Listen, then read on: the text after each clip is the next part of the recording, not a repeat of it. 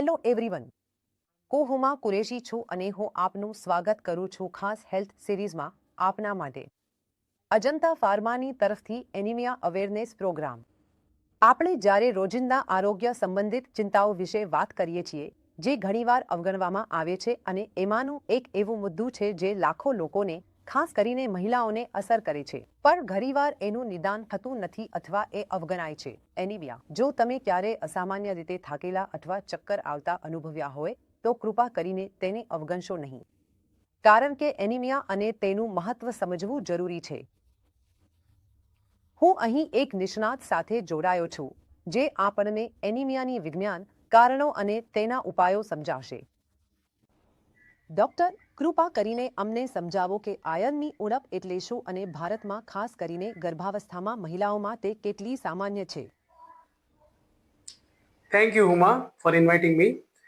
ભાઈઓ અને બહેનો, હું ડૉક્ટર પ્રજ્ઞેશ વખારિયા, પ્રસૂતિ સ્ત્રીરોગ વિંધ્યત્વ નિષ્ણાત, વડોદરા ખાતે છેલ્લા 18 વર્ષથી કપિલાદક્ષ મલ્ટી સ્પેશિયાલિટી હોસ્પિટલ ધરાવું છું. આજે હું તમને એનિમિયા વિશે જાગૃત કરવા આવ્યો છું. તો આપનો સૌથી પહેલો પ્રશ્ન છે કે આયર્નની ઉણપથી થતો એનિમિયા શું છે અને ભારતીય સ્ત્રીઓમાં તે કેટલું સામાન્ય છે. તો આયર્નની ઉણપથી થતો એનિમિયા એટલે કે આયર્ન ડેફિશિયન્સી એનિમિયા વિશે સમજીએ એના પહેલા આપણે જાણીએ કે લોહીમાં રક્તકણો આવેલા હોય છે જેને કહેવાય લાલ કણો, જેમાં આવે છે હિમોગ્લોબિન. હિમોગ્લોબિનમાં આવે હિમ અને ગ્લોબિન.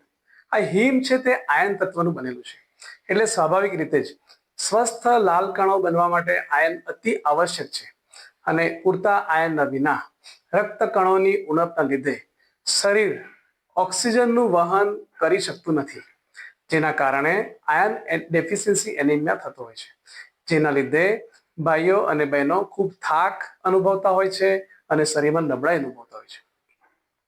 વળી તમને જાણીને આશ્ચર્ય થશે કે આપણા ભારત દેશમાં બહેનોમાં લગભગ 50%થી પણ વધુ પ્રમાણમાં આયર્ન ડેફિશિયન્સી એનિમિયા જોવા મળે છે.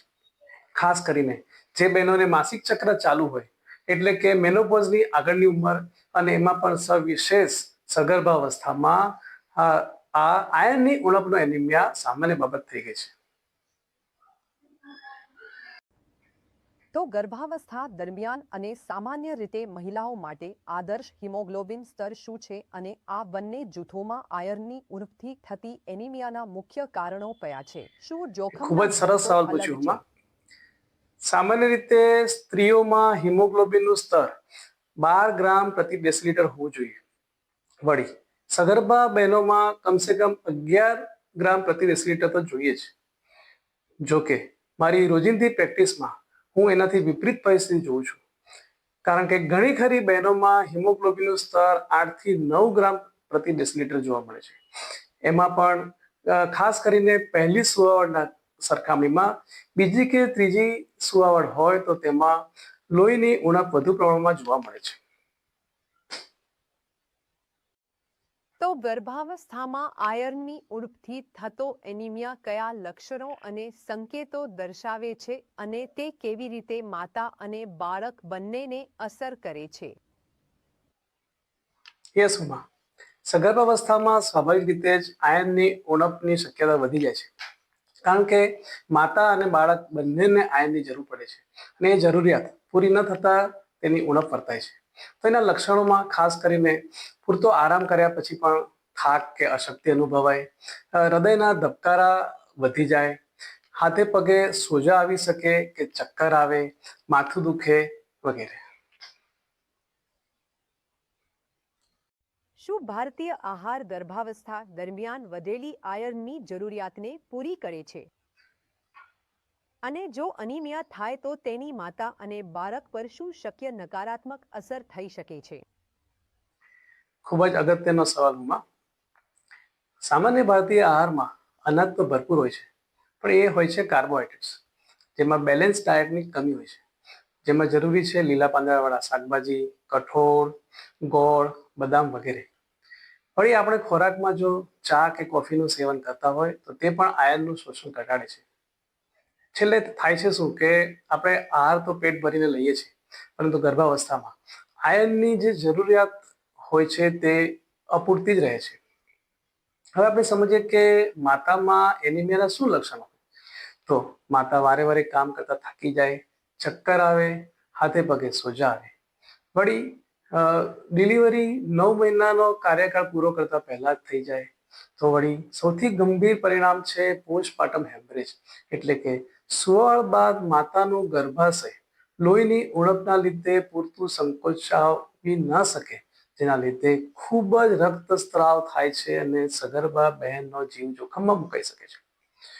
વળી એનિમિયાના લીધે બાળક પર પણ ગંભીરથી અતિ ગંભીર અસર થતી હોય છે, જેમ કે ગર્ભાશયની અંદર જ બાળકનો વિકાસ અવરોધાય, જેને કહેવાય ઇન્ટ્રાયુટ્રાઇન ગ્રોથ રિટાર્ડેશન.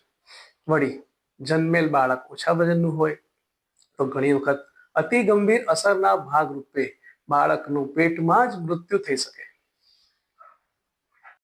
ઓરલ આયર્ન સપ્લિમેન્ટ્સના સામાન્ય સાઇડ ઇફેક્ટ્સ કયા હોય છે અને તમે એવા કયા મુખ્ય પગલાં સૂચવો છો જેના કારણે આ સાઇડ ઇફેક્ટ્સ ઓછા થાય અને દર્દી દવા નિયમિત રીતે લે? ખૂબ સરસ અને જરૂરી સવાલોમાં. ગર્ભાવસ્થામાં આયર્નની ગોળીઓ ખૂબ જ મહત્વપૂર્ણ હોય છે, જો કે એની ચોક્કસ અમુક આડઅસરો હોય છે, જેમ કે આયર્નની ગોળી લીધા પછી કબજિયાત થઈ શકે, પેટમાં દુખાવો થયા કરે કે પેટ ફૂલેલું ફૂલેલું લાગે, બહેનોને કાળો સંડાસ થઈ શકે, કે વળી ગોળી સહન ન થવાથી કે ખૂબ જ એસિડિટી કે ઉલટી ઉપકા પણ આવી શકે. તો બહેનો આટલી આડઅસરોથી નિરાશ થવાની જરા પણ જરૂર નથી, કારણ કે આડઅસરોને ઘટાડવા માટે તમે અમુક ચોક્કસ ઉપાયો કરી શકો છો, કે જેમ કે આયર્નની ગોળી હંમેશા ભોજન કર્યા પછી જ લેવી જોઈએ. વળી કબજિયાતને ટાળવા માટે પુષ્કળ પાણી પીવો, હાઈ ફાઈબર ડાયટ એટલે કે વધુ ફાઈબરયુક્ત ખોરાક લો. જો એક પ્રકારની આયર્ન ટેબ્લેટ તમને માફક ના આવે તો તમે તમારી ગોળી બદલી શકો છો, કારણ કે આયર્નની ટેબ્લેટ્સના ઘણા સોલ્ટ્સ એટલે કે ઘણી જ અલગ અલગ પ્રકારની આયર્નની ગોળીઓ માર્કેટમાં ઉપલબ્ધ હોય છે. વળી આ ગંભીર કિસ્સાઓમાં એટલે કે જેમાં તમારામાં હિમોગ્લોબિનની માત્રા જરૂરિયાત કરતાં ઘણી ઓછી હોય તો તમારા ડૉક્ટર ગોળીને બદલે તમને ઇન્જેક્શન લેવાની પણ સલાહ આપી શકે છે. થેન્ક યુ ડૉક્ટર, તમારા મૂલ્યવાન સૂચનો માટે અને અમને માર્ગદર્શન આપવા માટે, જેથી કરીને અમે એનિમિયાનો વધુ સારું મેનેજમેન્ટ કરી શકીએ અને માતા તથા બાળક બંનેના પરિણામોમાં સુધારો કરી શકીએ. Thank you.